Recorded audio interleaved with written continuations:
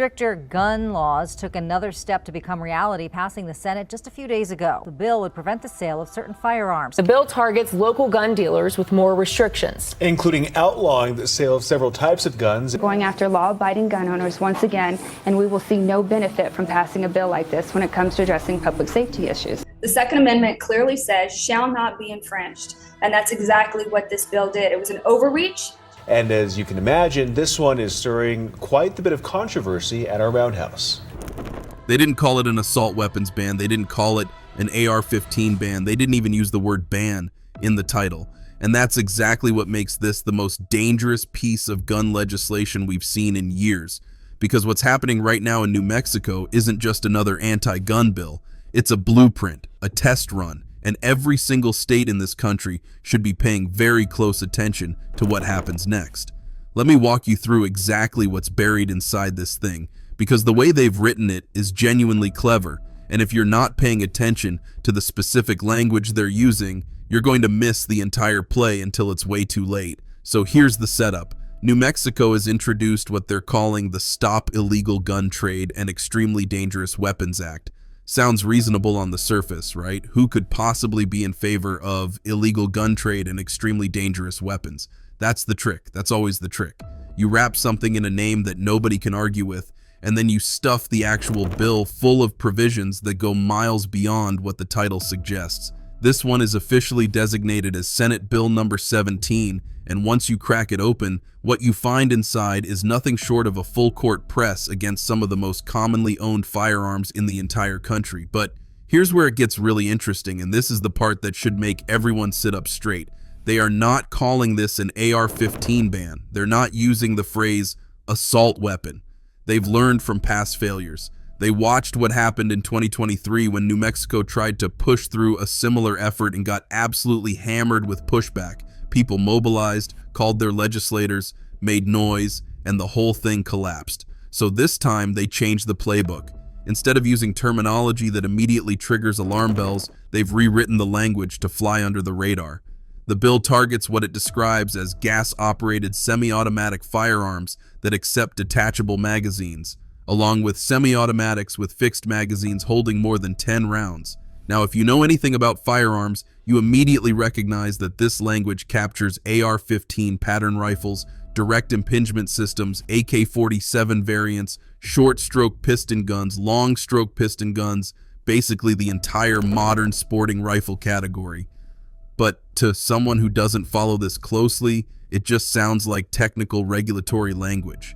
And that's the point. They move the goalposts on the terminology so that the average person doesn't realize what's actually being targeted. Now here's the next layer of cleverness, and this is critical to understand. The bill doesn't technically ban you from owning an AR-15. It bans dealers from selling them. See the distinction? There's no explicit ban on possession. There's no grandfathering clause because technically there doesn't need to be one since they're not saying you can't have it. They're just saying nobody can sell you one going forward. And if you think that's where it stops, you haven't been paying attention to how these things work. This is the first bite of the cookie. Today it's dealer sales. Tomorrow it's possession. That's the pattern.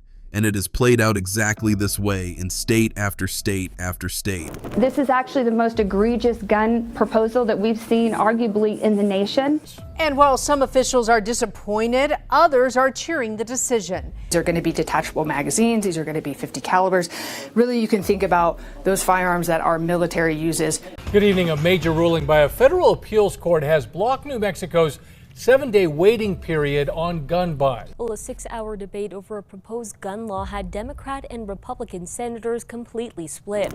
Let's talk about why this matters from a legal standpoint. Industry data tells us there are over 30 million modern sporting rifles in circulation across the United States right now. These are the most popular centerfire rifles sold in America, and the United States Supreme Court has been very clear that firearms in common use for lawful purposes are constitutionally protected. That's not some fringe interpretation, that's established precedent.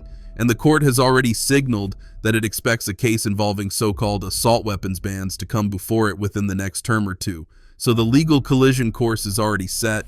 The question is just how much damage gets done in the meantime while we wait for that showdown. Now, the proponents of this bill will point to high-profile tragedies. They'll cite horrific incidents that dominate news cycles for weeks. and those incidents are genuinely terrible. Nobody disputes that. But here's what the actual numbers show, and this is where the entire foundation of the extremely dangerous label completely falls apart. On average, somewhere between 40 and 100 people per year are killed by someone who chooses to misuse an AR-15. In a country where annual firearm homicides typically range from 14,000 to 19,000, AR-15s represent a vanishingly small fraction of the problem. Statistically speaking, they are among the least commonly misused firearms in existence. If public safety were truly the driving motivation here, the logical response wouldn't be to restrict AR-15s. It would be to figure out why every other category of firearm is involved in exponentially more violence. But of course, this was never really about statistics, was it? And speaking of things that aren't about statistics, let's talk about the 50 caliber ban tucked into this same bill. Senate Bill 17 also prohibits dealers from selling 50 caliber rifles and 50 caliber BMG cartridges to regular civilians. A comprehensive data project that tracks media and court-reported incidents found that 50 caliber rifles have been used in approximately 18 crimes in the entire recorded history of the United States. 18. And that number includes non-fatal incidents and cases where nobody was even shot. 50 caliber crime is so extraordinarily rare that national databases don't even bother listing it as a separate category. We're talking about tens of cases spread across decades. But sure, let's call them extremely dangerous and ban them. Makes perfect sense if your goal has nothing to do with actual public safety and everything to do with restricting what law-abiding citizens are allowed to purchase. Then there's the magazine ban. The bill prohibits dealer sales of any magazine holding more than 10 rounds. And this is where the language manipulation really shines, because they're going to call these high-capacity magazines. But let's look at what the data actually says. The National Shooting Sports Foundation released figures showing that approximately 963 million detachable magazines have been supplied to the civilian market over the last 3 decades. Of those, 718 million, that's 74%, hold more than 10 rounds, 74%. When 3/4 of all magazines in circulation exceed 10 rounds, that's not high capacity. That's normal capacity. That's the standard. Calling them high capacity is a deliberate framing choice designed to make something completely ordinary sound extreme. And once again, the common use doctrine should have something very significant to say about banning items that exist in the hundreds of millions. But the bill doesn't stop at product bans. It goes after the entire infrastructure of firearms retail. There are provisions requiring gun store employees to be at least 21 years old. Additional background check requirements are layered on top of existing federal requirements. And then there's the surveillance mandate. Dealers would be required to install and maintain camera systems comparable to what cannabis dispensaries operate, covering points of sale, entrances, exits, and transaction areas. And here's the kicker. Dealers would have to retain that footage for 2 full years. For context, the cannabis industry typically requires somewhere between 30 and 90 days of footage retention. 2 years is extraordinary. The stated rationale is that crime guns need to be traceable, and since a firearm might not surface in a criminal investigation for months or years after purchase, longer retention helps. But dealers already maintain 4473 forms that record every transaction with government-issued photo identification. The paper trail already exists. So what does mandatory 2-year video surveillance actually accomplish beyond making it dramatically more expensive to operate a gun store, which in turn makes firearms and ammunition more expensive for consumers? It's a cost barrier dressed up as a safety measure, and the data on crime guns makes this even more absurd. Between 2017 and 2021, roughly 89% of crime guns recovered in New Mexico were found in the possession of someone other than the original purchaser. 89%. According to federal data, nearly 90% of trafficked firearms cases involve a possessor who is legally prohibited from having a gun in the first place. About 60% of the time, that person is a convicted felon. Around 29% are known gang members. Approximately 22% are drug users or drug traffickers.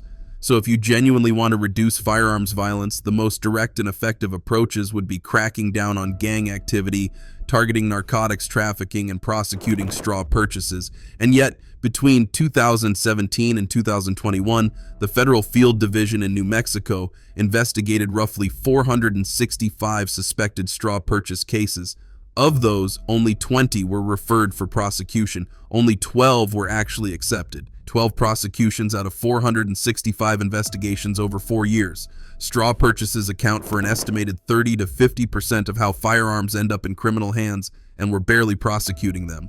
But sure, let's put cameras in every gun store and make them keep footage for 2 years. That'll fix it. And finally, we arrive at what might be the most consequential provision of all, the backdoor gun registry. The bill requires all licensed dealers in New Mexico to maintain their transaction records indefinitely.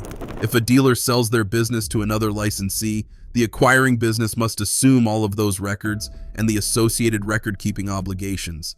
And if a dealer goes out of business entirely, all records must be surrendered to the Department of Public Safety.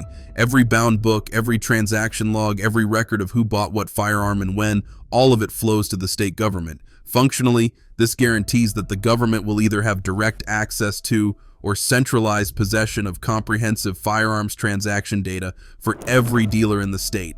Every road leads back to the state capitol. That's not an accident. That's the design. So let's bring this all together. What we're looking at in New Mexico is a coordinated package that bans the sale of modern sporting rifles through deliberately obscured language, prohibits 50 caliber firearms that are involved in essentially zero crime, restricts normal capacity magazines that exist by the hundreds of millions, imposes crushing regulatory and surveillance burdens on dealers, and creates a mechanism for the state to accumulate a comprehensive record of firearms transactions. And all of it is framed as targeting illegal gun trade and extremely dangerous weapons. This is a dress rehearsal. The people behind this bill are watching to see how much resistance materializes.